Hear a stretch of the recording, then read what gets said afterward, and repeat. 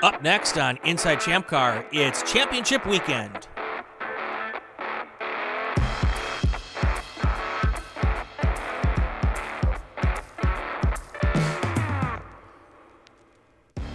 Welcome to Inside ChampCar. He's Bill Strong. I'm Brian Bielanski. A big weekend for the ChampCar Endurance Series, the championships at Ozarks, the Super Bowl, the World Series, the 2021 presidential. Never mind. A new track, big prizes on the line. All you need to know coming up next. Our guest, well, let's just say he's ChampCar's version of the International Man of Mystery. You'll have to think about that for a few minutes. We also have a tech tip, and a whole lot more. Bill! Hey, Brian. I'm surprised you're upright the couple of weeks you've had, getting ready to head out tomorrow morning. Yeah, it's busy. We're most of the staff is headed out tomorrow, headed towards the Ozarks, wherever that is. All I know is I have to take 64 and just go west, young man. And it's going to be fun. We have 65 or so cars signed up for this race out in the middle of nowhere. And I want to say something. Uh-oh. On your way to the Ozarks, make certain that you go to the Ozarks International Raceway. And not Ozarks International Speedway or Ozarks International or Ozarks Speedway or where. That's a drag strip. Got it. I say this over and over again. Read the SUPs. The truck instructions are on the SUPs on how to get there with a truck and a trailer, and you'll have no problem getting there then. But if you see a drag strip, that's not where you want to be. I mean, that's the easiest way to say it. If you want to go fast for 6 seconds. I'm pretty certain our guys don't live a quarter mile at a time. I love it. All right, so 65 entries. So, again, kind of weird. Us motorsports people are weird, okay? You know, NASCAR has their Super Bowl in February. IndyCar has their Super Bowl in May. I don't know what Formula One does. I would guess Monaco. Maybe that's also May, early June. That could be their Super Bowl. ChampCar, you're just following in suit. You've got your Super Bowl in end of April, beginning of early the year. May. It's not. It just so happened to fall in at this time because that's the date we got the Ozarks, and we kind of wanted to have it a special track. But yeah, is it typically this time of year though? No, normally it's in the winter. Okay. Closer to January. Okay. Kind of like. But yes, yeah, I think we've had it at NCM. We had it at Road America. We had VIR. Sure. Sonoma. Nice. So yeah, it's usually in the beginning of the year. All right, so it's not always at the same track, not always at the same time, but kind of the same time. Got it. All right, so what's is there special trophies on the line for the championship? How do you guys do it up big for this event?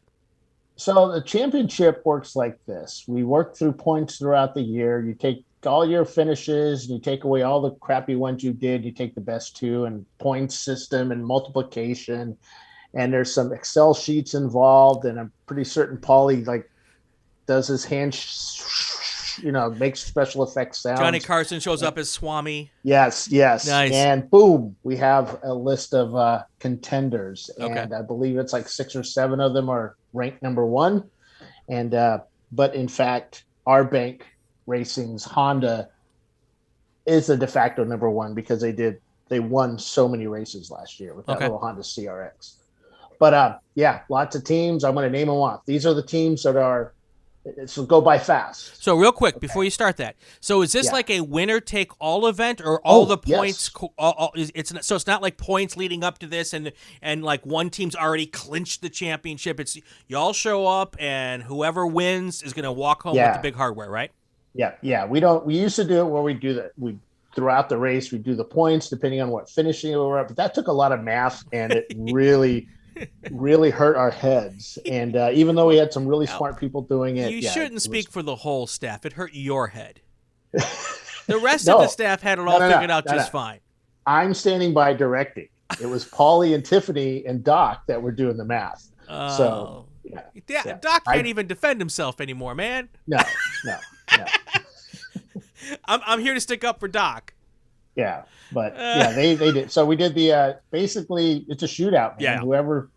So it's 901 Motorsports, R-Bank Racing, Blue Shells, Birmingham, Buzzworks, Cone Crushers, Dead Pedal Racing, and their Maserati, Dirt E30, Flat Out Nemesis, GMS Racing, Gorilla Sticker, Hastings Tire Plus, Leviathan Motorsports, Looney Tunes, Maximum Effort, Milan Plus 2, RVA Graphics and Wraps and their 2 cars, Subliminal Racing, Touchstone Racing, Valerian Steel, Visceral Racing and their 2 Porsches, Wheels America Racing, Miata, Williams Racing Group, and I'm saying Flat Out Nemesis is going to win this. That's my pick. Really? You've made a pick? No, it could be our bank, or it could be any of those cars. But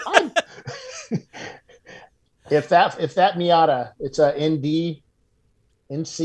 I don't know. Well, it's not an NA or NB. It's a Miata. The only reason they're going to win is because Freddie Mercury's not going to be there. No, Freddie Mercury. No, but Leviathan is a Toyota MR2. Okay. That one might, but I don't know, man. This is going to be one heck of a tough course.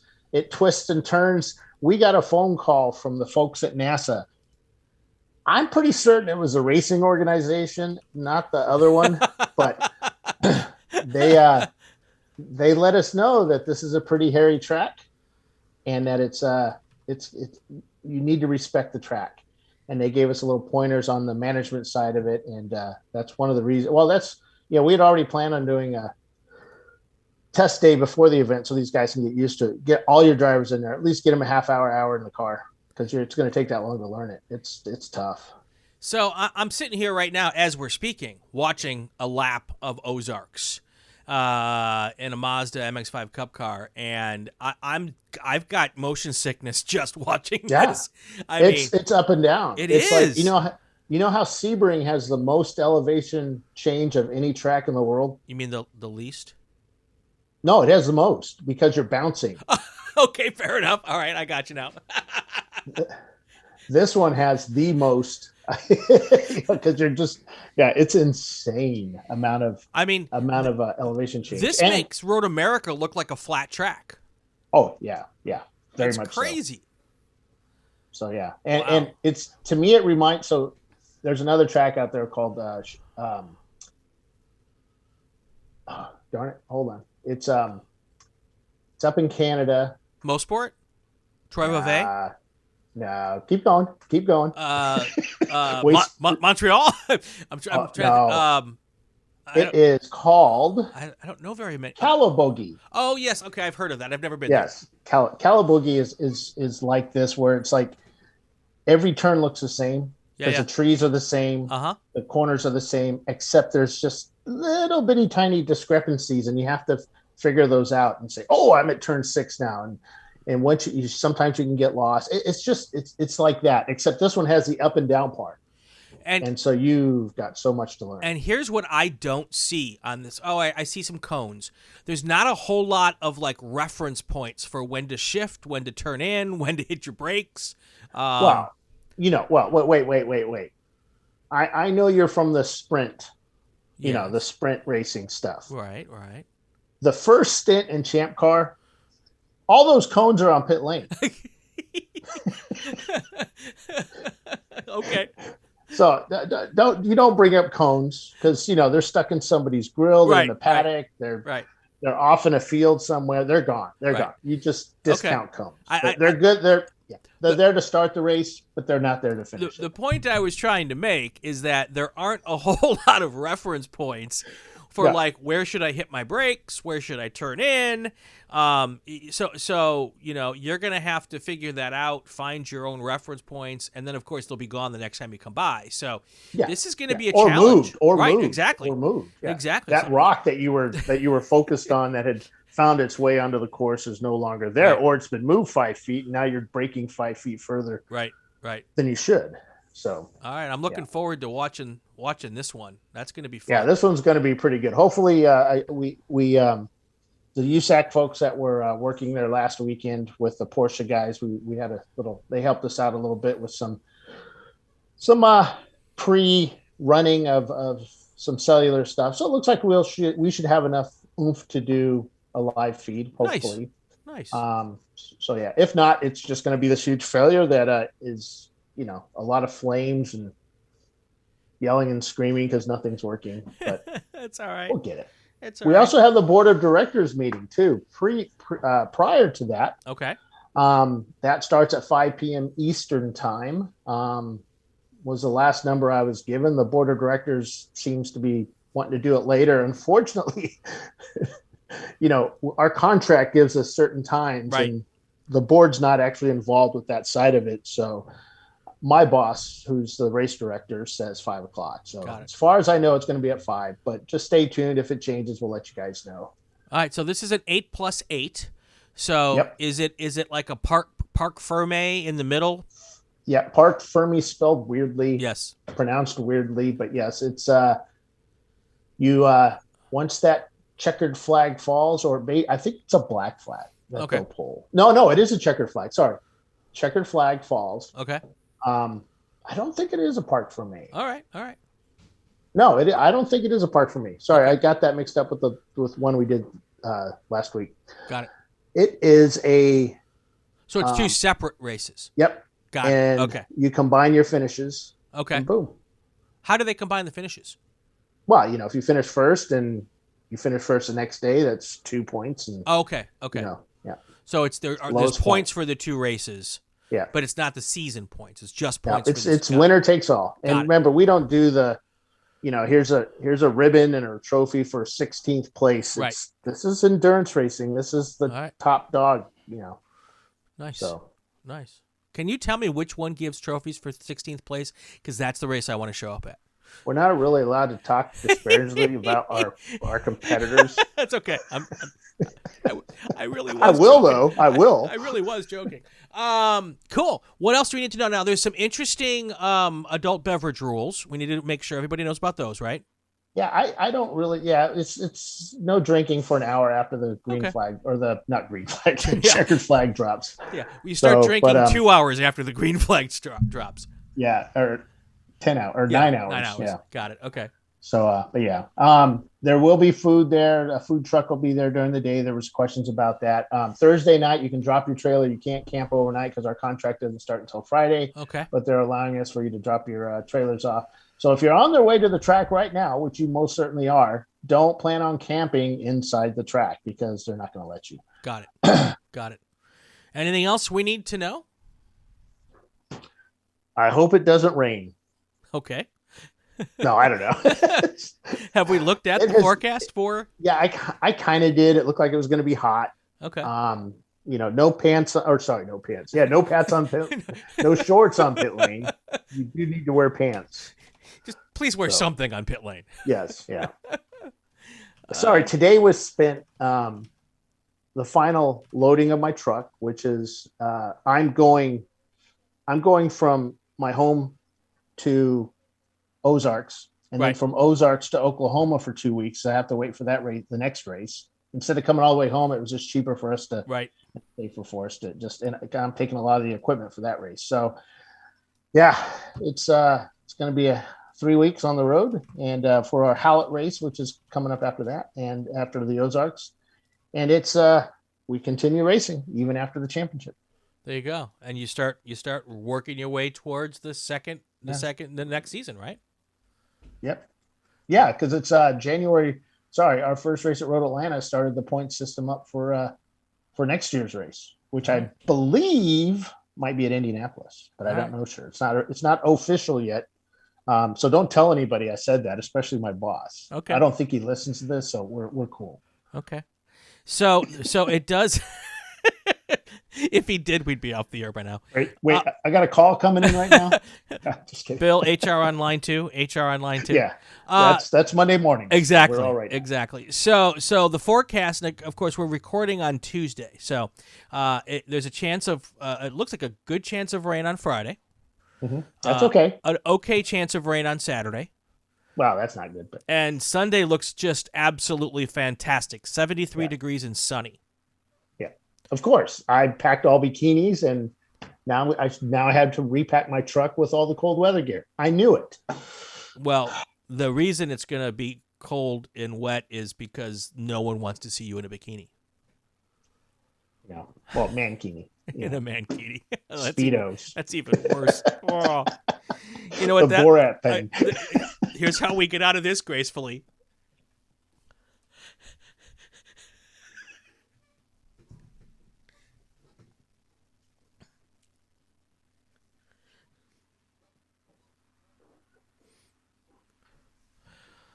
All right. Tech tick time. I can't say tech tip today to save my life.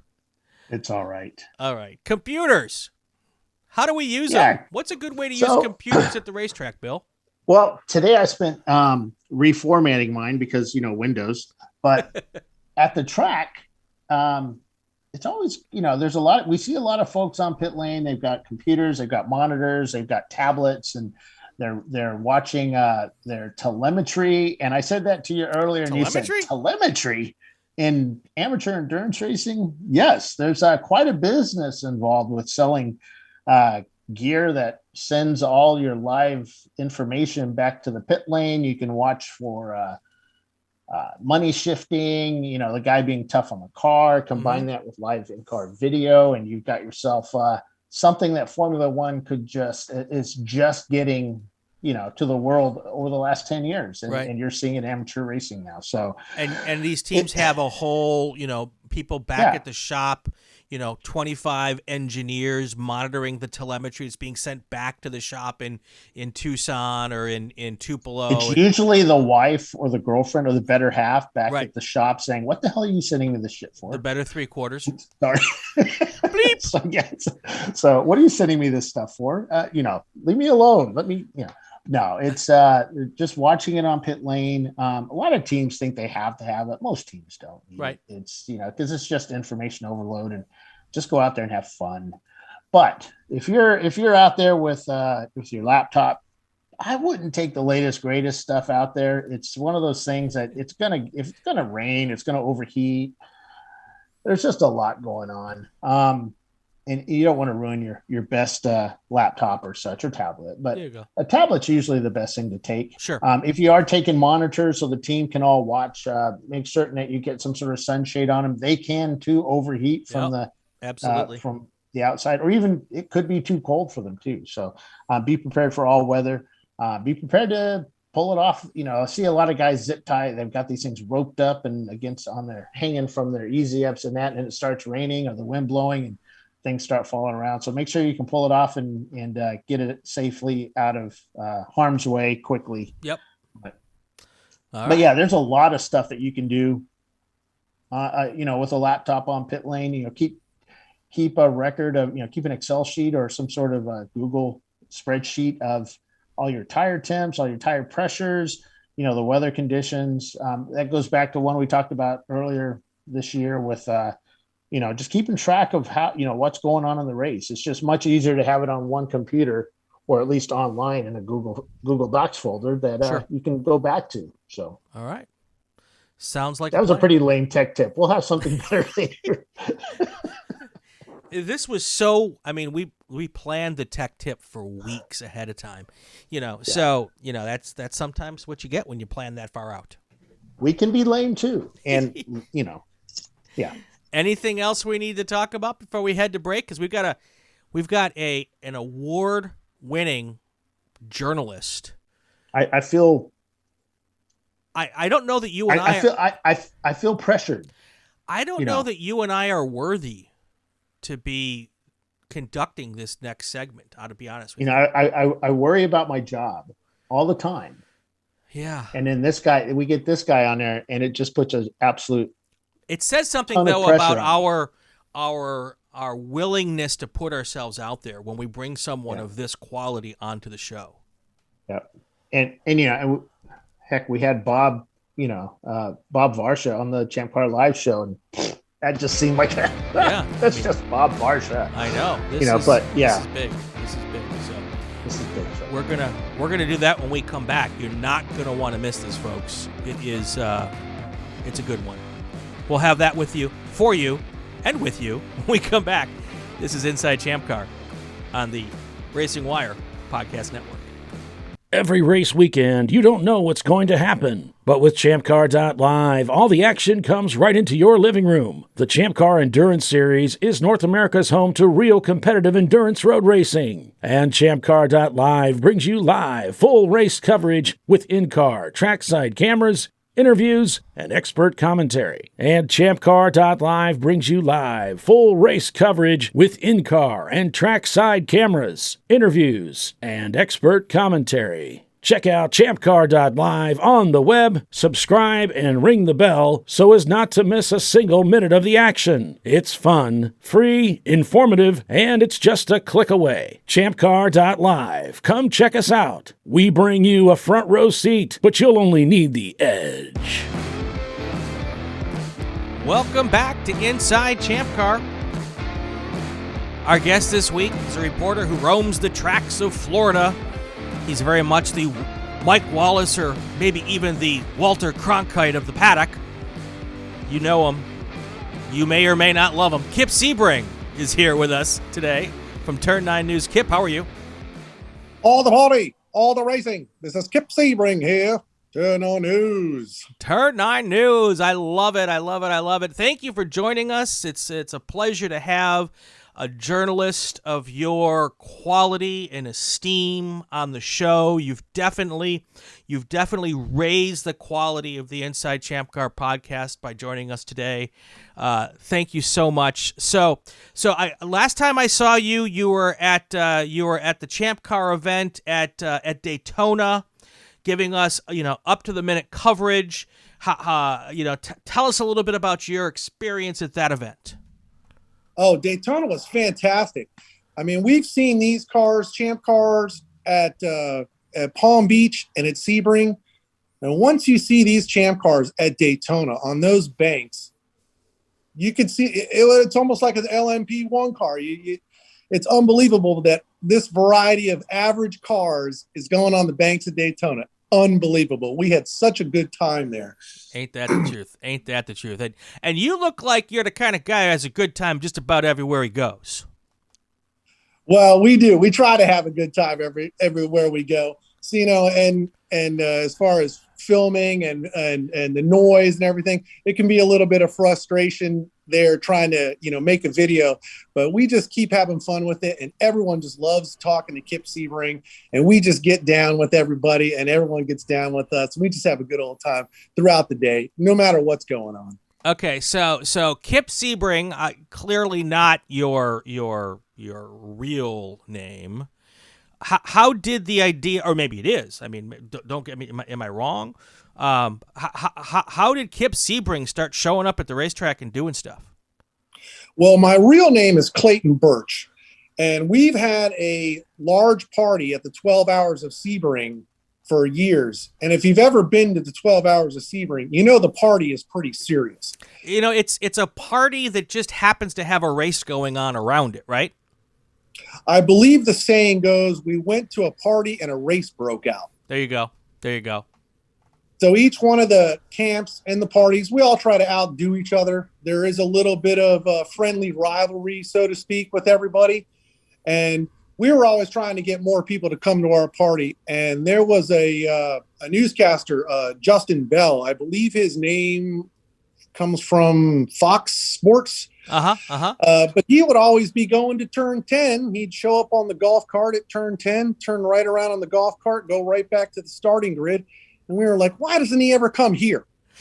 So we said to ourselves, well, you know what? We're just going to have to make a newscaster of our own. So I came up with Kip Sebring, and, we've been doing Kip Sebring since 2020. We did a few videos about Jordan Taylor, and now we're good friends with Jordan Taylor, and we're good friends with other race teams. We're now friends with the Win team.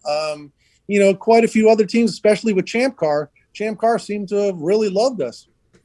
So, race car drivers are typically fairly buttoned up kind of individuals. They don't seem to want to let their hair down very often. But you picked a guy, Jordan Taylor, to kind of connect up with, and he's probably one of the more fun guys in the paddock. So, when you walked up to Jordan Taylor as Kip Sebring, how did he react to that the first time? He had a wide smile, ear to ear. And there was no doubt that he wasn't going to hear us because Kip Sebring was so loud in the pits.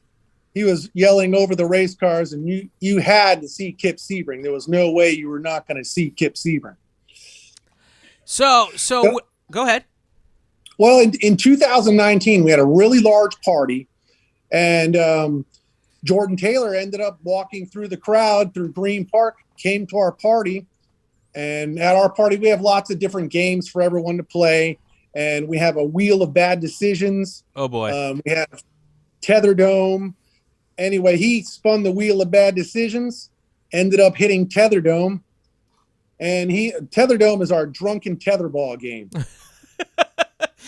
It sounds like something you would do at Sebring or inside the middle of the inside the Indianapolis 500 or in the swamp and all of that. I mean, I need to become a tether dome expert, I believe.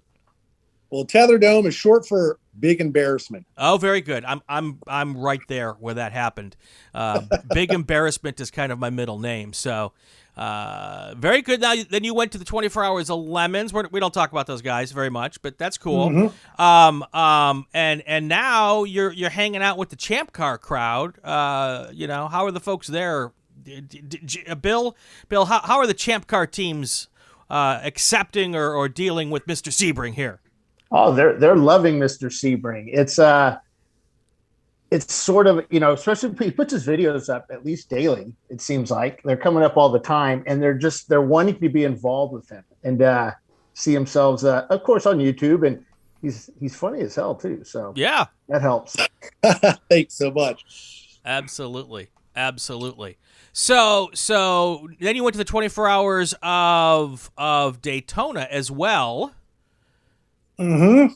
24 Hours of Daytona. That was our first time at Daytona with Kip Sebring, and we have a lot of Sebring brethren that go to Daytona as well, and so we were able to be in the infield with them. And we have another guy we call Cop Hair Tony, who he waits in line for us at Sebring, so we get our spot every year. And he also fixed us a way in with Daytona, and we were able to camp with him and see a lot of the racers. And we had some people on the inside to help us out.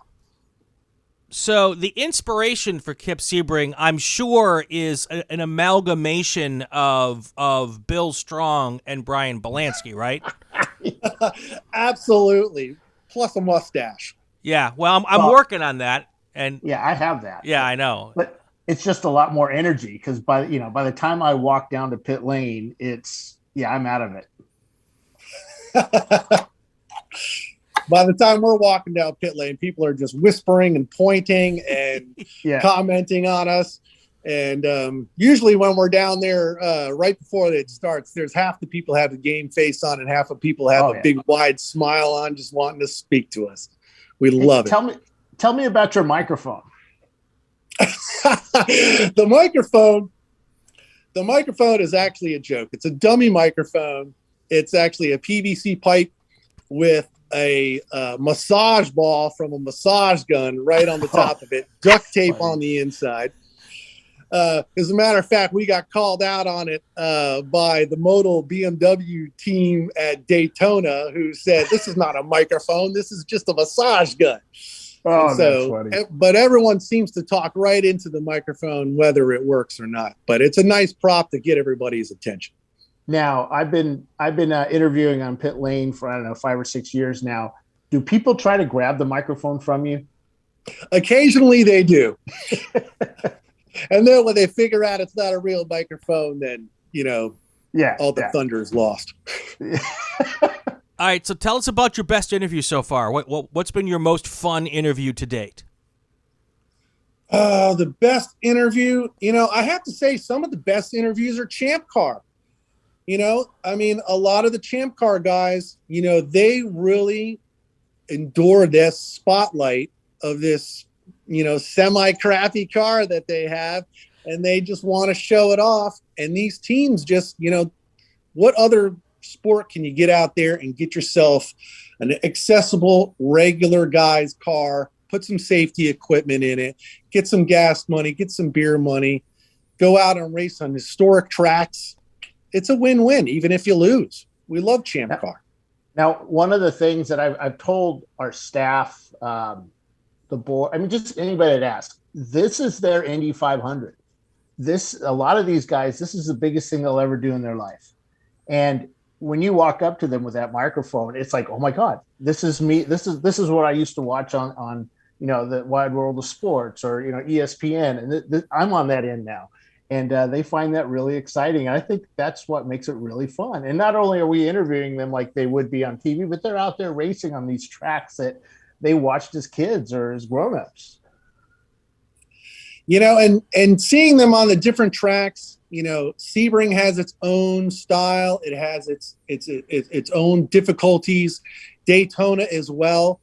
And, it was a lot of fun being in the Daytona pits, actually being in those garage in the morning. And we got there, I think we got there at around 6 a.m. I think everyone was half asleep. And it was still dark when we got there. And, I was fresh from the hair salon. We walked right into that garage, and the first thing we saw was one guy just taking a nap right on top of all of the tires. Yeah. He had a heck of a night before. I guess they were prepping. Go ahead.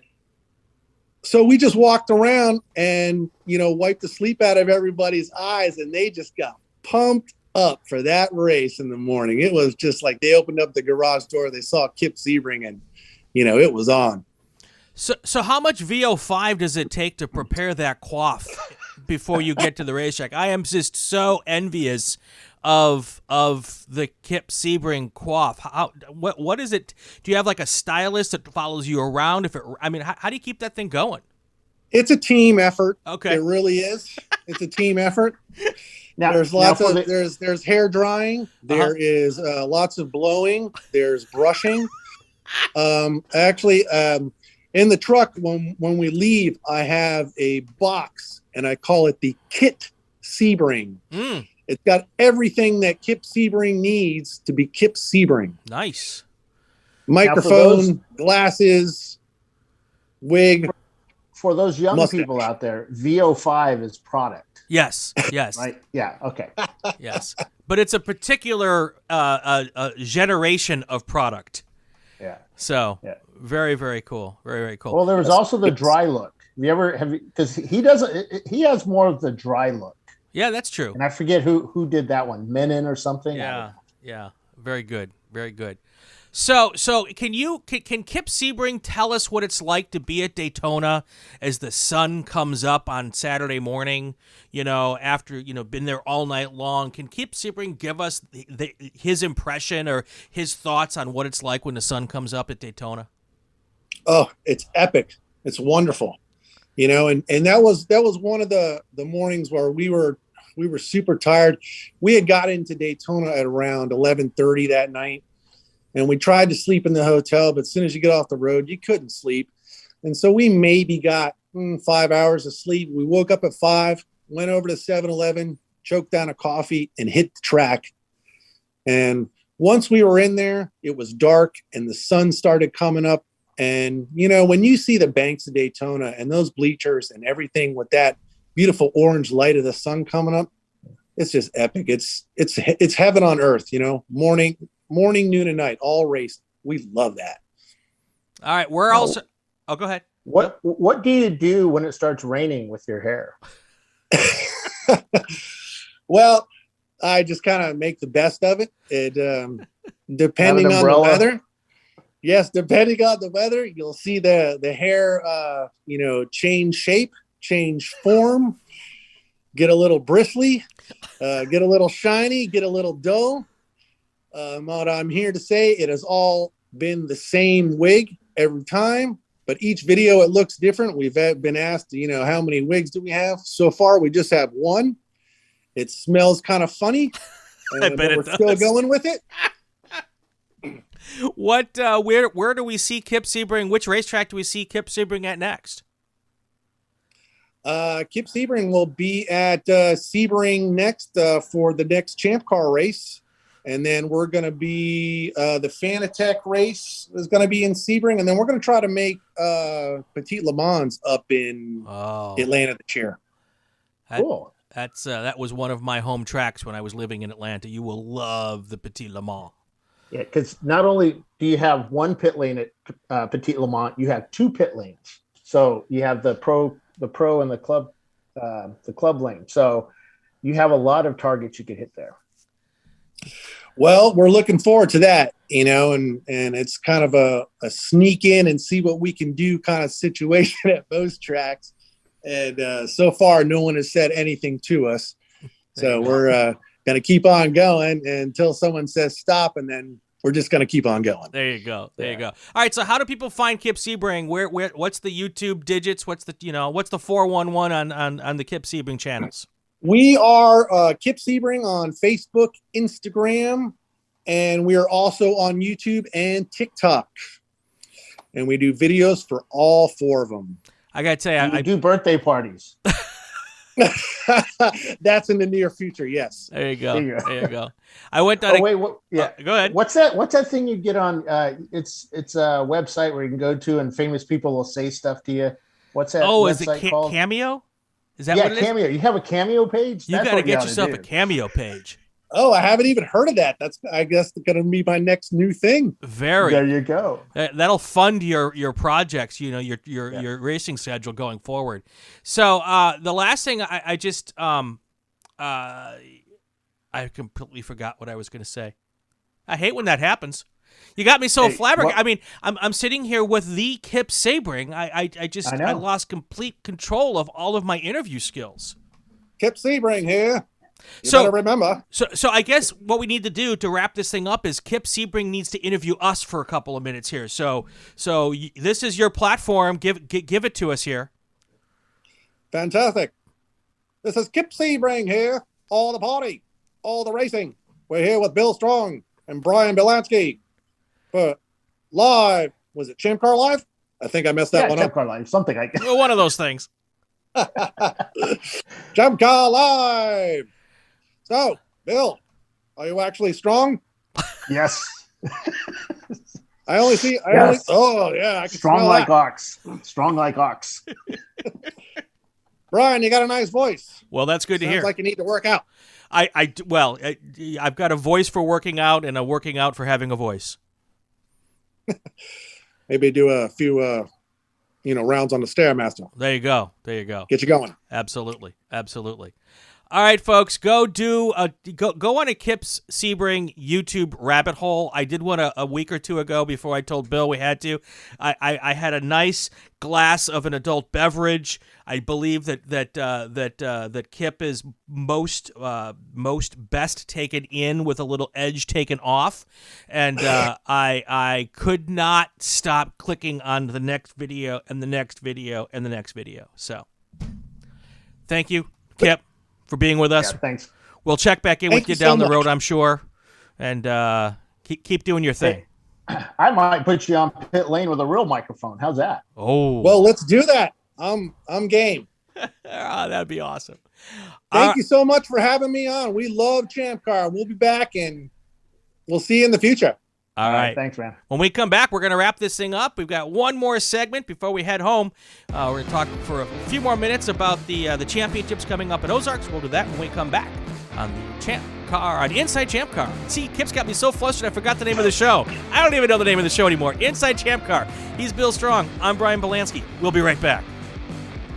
Inside ChampCar is a podcast that takes a deep dive into all things going on with the ChampCar Endurance Series. Hosted by veteran journalist, radio host, and racer Brian Bielanski and ChampCar's very own Bill Strong, we talk to drivers, team bosses, tech gurus, and series supporters. Episodes air every week in time for you to listen on your way to the track. Inside ChampCar is on the Racing Wire Podcast Network, found on Apple, Spotify, Google, and most popular podcasting apps. Welcome back to Inside ChampCar. He's Bill Strong. I'm Brian Bielanski. You know, Bill, I feel like that promo now calling me a, veteran journalist. I don't feel like I live up to that anymore. Well, you're not that old to begin with, but yeah. Well, compared to you. Well, yeah. But you are a journalist, though. Yeah. Oh, gosh. I got to tell you, I suggested to you a week or two ago that we had to get Kip Sebring on the show. And it was everything I expected it to be. What a great guy. He is. And I'll be honest with you, that's the kind of stuff that Racing Series Having a guy with the skills and talent, I mean, and the resume of a Kip Sebring, Racing Series should be dying for him to come and do his thing. So, oh yeah, I love it. I think I'm going to put a microphone on. I'll do the camera side because I like talking to people, but I don't like talking to people. Okay, I'm kidding. Too much. I'm going to give him a microphone and we'll go on pit lane with the big camera. I have a big TV. Yeah. Makes you look important. Yeah. You're compensating. We'll live stream with that. Yeah. Well, I can zoom. That's the nice that's part. what it sure is. Zoom in. Yeah. Exactly. And run all the Wi-Fi stuff. Antennas off my. Yeah, I can do all that. So, it's better to look good than to be good. Exactly. And I'll run down pit lane with it down on the ground, holding it from the top, making it look really cool. It's not recording anything when you do that. You're just looking cool. No, just dragging the ground. That's right. It's better to look good than to be good. All right. So after Ozarks, we got two big events coming up. Hallett. That's a racetrack I've never been to, and I'd like to. I've heard really good things about it. So I haven't actually raced on it. My first time going was last year. Okay. Now, as most of you may know, I'm a Toyota MR2 fanatic. No, really? Yeah, I ran a message board for a long time called the MR2 OC, and we had 100,000 members or so, and it was fun. But one of the people that made it really fun for me was this gentleman called Norm Floyd. Mm-hmm. He went by ITA MR2. He passed away, I want to say about maybe 10 years ago, but he was one of my moderators, a Mark I Toyota MR2 expert, raced ITA, SECA ITA class Mark I MR2, and that was his home track. And we used to put on HPDE events, drag racing and autocrossing and track days. Sure. At tracks across the country, and he kept trying to get us to come to Hallett, but there were some issues with that, and part of it was they did not have. Once you were in Hallett, the racetrack, right, the center of it, you couldn't get out because there was no bridge, no tunnel, no nothing. So you were stuck. And so last year I went, and it was a pain. We had to sort of put the race under yellow flag with the pace car out to slow everybody down, so we could open up the fence to let people out at lunchtime, that kind of stuff. That's a thing of the past.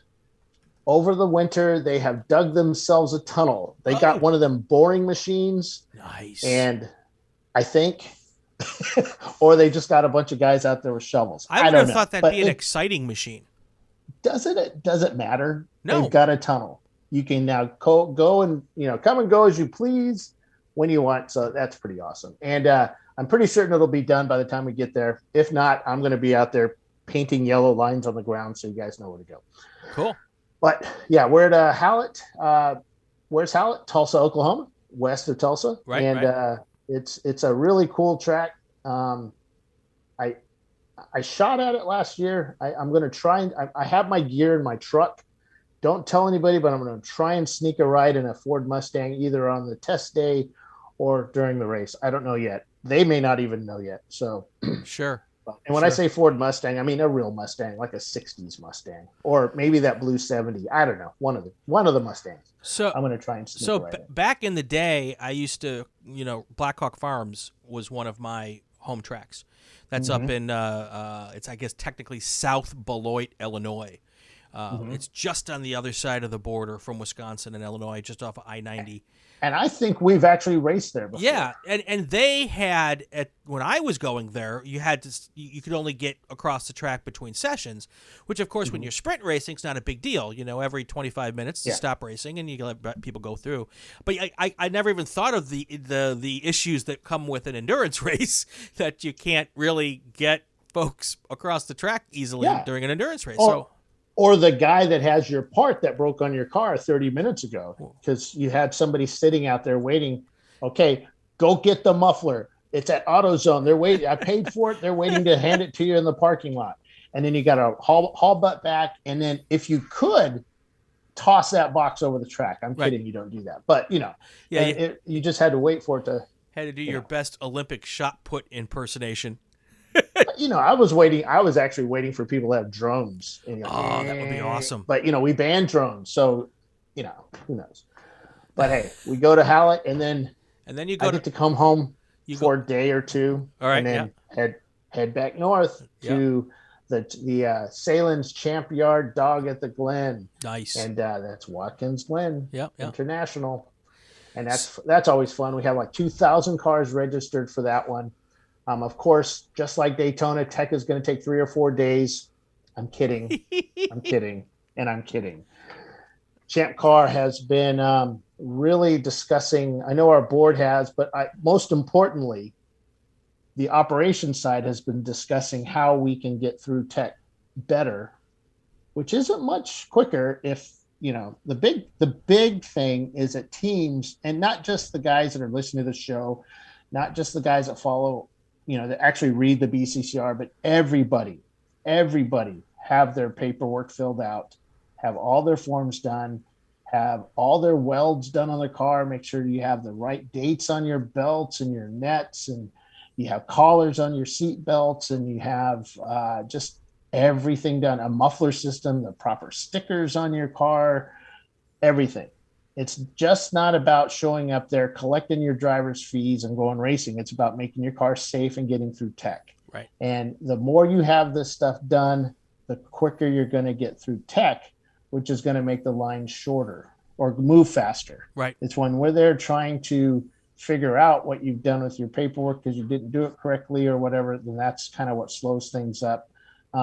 Or, we've got to explain to you how to do stuff. And I know that there's a lot of guys out there, this isn't what they do for a living. They don't build race cars. So yes, it's going to take a little explaining to do, and why you need to put your window net here, or why you need to move your seat here, why your seat can't move 4 inches side to side. You got away with it in NASCAR when you ran circle track at, Friday night or whatever, but in road racing, that's probably not the best thing to do. So there's a lot that goes on in Tech that a lot of folks don't know. We could just, there's been talk about sending them out to shops to get it done, but we've, other series do that, but we've seen cars that have been through that have failed miserably our our safety inspection. So how we do it now works pretty well. And but it does take a little bit of time. So you figure 2 or 3 minutes a car, you've got 1,000 cars. How long does that take? Too many. Too long. So, but we're at Watkins Glen. So there's a lot of special instructions that you guys need to follow. So please download the supplements and read them, know them, use them. Got it. Because it's really important. Cool. That way you're not yelling at staff. Staff isn't yelling at you. Watkins Glen folks aren't chasing you out of the park, and makes it fun. Absolutely. Well, that kind of is the exclamation point on the end of what I would like to say was another stellar podcast, Bill. And I'm sorry about my sound.